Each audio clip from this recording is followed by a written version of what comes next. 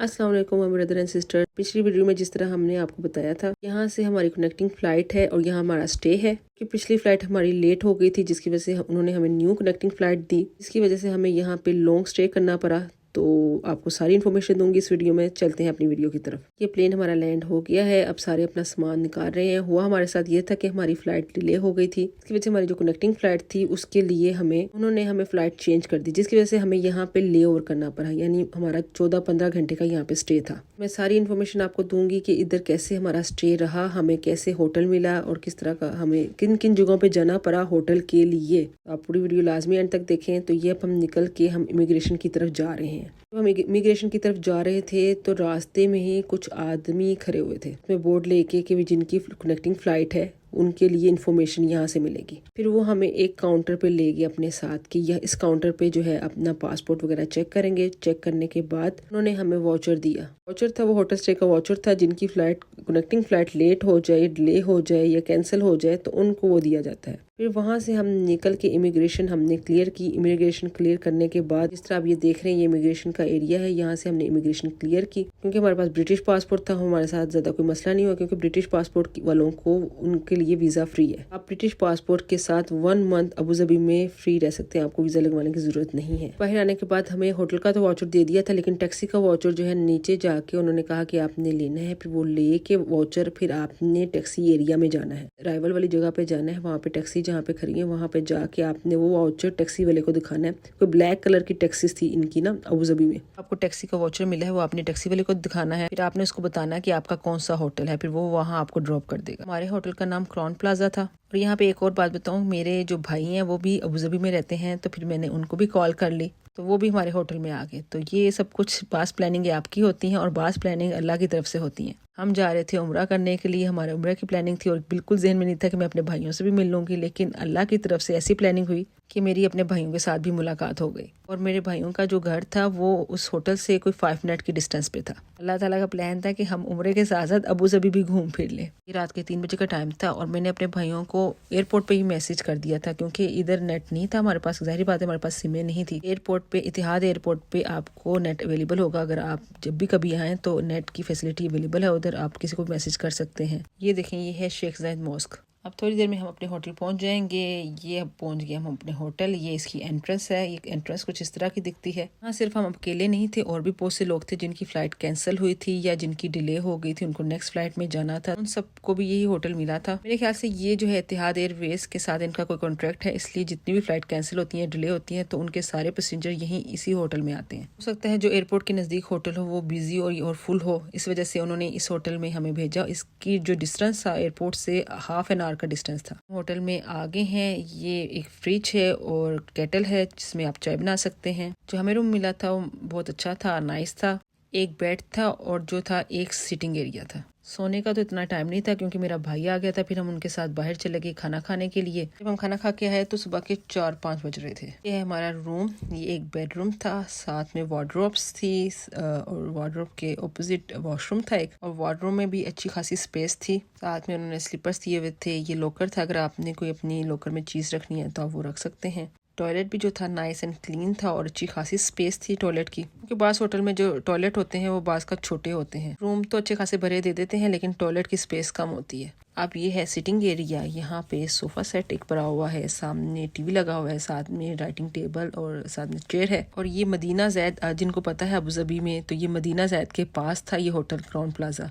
Building से ये view नज़र आ रहा है मदीना ज़ैद का। मदीना ज़ैद अबू धाबी में शॉपिंग सेंटर है। क्योंकि हमारी फ़्लाइट जो थी 9 बजे थी, तो उन्होंने हमें 6 बजे ही ब्रेकफास्ट का कहा कि आप 6 बजे तक अपना ब्रेकफास्ट कंप्लीट कर लेना, फिर आपने जाना है। ब्रेकफास्ट तो हमने करना नहीं था क्योंकि हमने रात को ही खाना खा लिया था। 4 बजे तो खाना खाया है हमने, तो ब्रेकफास्ट की तलब नहीं थी। बस मैंने आपके लिए ये वीडियो बनाई है ताकि आप देख लें कि क्या क्या ऑप्शन होती हैं ब्रेकफास्ट में। और ये जो लेने के लिए हमें आ रहे थे, ये बस के ऊपर जो जितने भी लोग थे जिनकी फ़्लाइट डिले हुई थी या कैंसिल हुई थी, उन सबको ये एक बस में लेकर जाते हैं। हम बस में नहीं गए क्योंकि मैं अपने भाई के साथ गई थी, भाई हमें छोड़ के आया था। क्योंकि हमारी फ़्लाइट फिर 1 घंटा डिले हो गई थी। यानी पहले 9 बजे का टाइम था, फिर 10 बजे की फ़्लाइट हो गई थी। इहराम जो थे हमने होटल में पहन लिए और बच्चों को भी मैंने पहना दिए। अब ये हम जा रहे हैं, मैं अपने भाई के साथ मैं जा रही हूँ एयरपोर्ट की तरफ, यानी हमारी पूरी फैमिली, क्योंकि फ़्लाइट लेट हो गई थी। फिर वही हमें छोड़ के आया था, क्योंकि बस सुबह 7 बजे लेने के लिए आ गई थी। हमने उनको मना कर दिया कि नहीं, मैं अपने भाई के साथ जाऊंगी। तो बस वाले फिर वो चले गए। अच्छा ही हुआ बस के ऊपर नहीं गए, क्योंकि फ़्लाइट फिर 1 घंटा लेट थी, तो फिर उधर जाके बच्चों के साथ वेट करना पड़ना था। अबू धाबी का एयरपोर्ट ये कुछ ऐसा लगता है, बाहर से इसका व्यू ऐसा है। रात को तो अंधेरा था तो इतना पता नहीं चल रहा था, तो सुबह के टाइम पे बिल्कुल क्लियर था। अपने साथ कोई लगेज लेके नहीं गए थे। उन्होंने कहा कि आप होटल में चले जाएं, आपका जो लगेज है नेक्स्ट फ्लाइट में ट्रांसफर हो जाएगा। और अबू धाबी में एक अच्छी बात ये थी कि यहाँ पे पुश शेयर्स जो हैं अवेलेबल हैं फ्री। अगर आप अपनी फैमिली के साथ आते हैं और आपके पास पुश शेयर नहीं है, तो इन्होंने किसी कंपनी के साथ कॉन्ट्रैक्ट किया हुआ है, तो उन्होंने यहाँ पे पुश शेयर्स रखी हुई हैं। हमारी पुश शेयर जो थी हमारे पास नहीं थी, तो फिर हमने यहाँ से पुश शेयर लेके अपने बेबी को उसमें डाला। फिर ड्यूटी फ्री शॉप घूमते रहे और घूमने फिरने में आसानी हो गई, क्योंकि ये फ्लाइट जिद्दा जा रही थी अबू धाबी से। मेजोरिटी लोगों ने जो थे इहराम पहने हुए थे। प्लेन के अंदर मिकात पॉइंट पे वो आपको बता देते हैं कि आपको 5-10 मिनट पहले बता देते हैं कि मिकात आने वाला है। जिन्होंने इहराम नहीं पहने इहराम पहन लें, या आपने नियत करनी है तो आप नियत कर लें। ये जो प्लेन था छोटा था। जो प्रीवियस प्लेन था जो लंदन से हम अबू धाबी आए थे, वो इससे बिग था। शायद ये स्मॉल फ्लाइट थी। स्मॉल मतलब हमारे लिए तो स्मॉल ही थी, क्योंकि लंदन से आप जब अबू धाबी आए आपको 6-7 घंटे ट्रैवल करना पड़ता है, और अबू धाबी से जो जद्दा है वो 3 घंटे का फासला है। 3 घंटे या पौने 3 घंटे कह लें। इस प्लेन में कोई टीवी नहीं था, तो इस वजह से बच्चों ने थोड़ा सा डिस्टर्ब किया, क्योंकि उनको देखने के लिए कुछ मिल नहीं रहा था। इस प्लेन की मुझे थोड़ी सी ड्रॉबैक ये लगी कि इसमें भी स्क्रीन होनी चाहिए। बेशक कार्टून वगैरह ही ऐड कर दें बच्चों के लिए, लेकिन कुछ ना कुछ होना चाहिए था। जो 3 घंटे थे ना, बहुत डिफिकल्ट गुजरे बच्चों के साथ ना। बच्चों को किसी एक्टिविटी में इन्वॉल्व करना आपके लिए थोड़ा सा मुश्किल हो जाता है प्लेन के अंदर। जब भी आप अबू धाबी से कोई स्मॉल डिस्टेंस के लिए ट्रैवल करें, तो अपना टैबलेट या लैपटॉप लाजमी रख लें फॉर बच्चों की एंटरटेनमेंट के लिए। खाना बहुत अच्छा था 3 घंटे की फ्लाइट के मुताबिक। मुझे इस फ्लाइट का खाना ज़्यादा अच्छा लगा था as compare London to Abu Dhabi. इस प्लेन में मैंने कोई ज़्यादा वीडियो नहीं बनाई, क्योंकि टाइम भी थोड़ा था, ऊपर से बच्चे साथ सो गए थे। बच्चों ने ज़्यादा तंग नहीं किया। अगर उठे होते तो फिर मुश्किल हो जाता उनको मसरूफ़ करना। हम ये जद्दा एयरपोर्ट पे लैंड करने लगे हैं, जैसा कि आप देख रहे हैं। अगर आपको अरेबिक नहीं आती ज़्यादा, तो मेरा मशवरा यही है कि अपनी कनेक्टिंग फ़्लाइट से पहले ही नियत कर लें, इहराम पहन लें, कि यहाँ पे अरेबिक या इंग्लिश में आपको बताते हैं कि मिकात का पॉइंट आ गया है।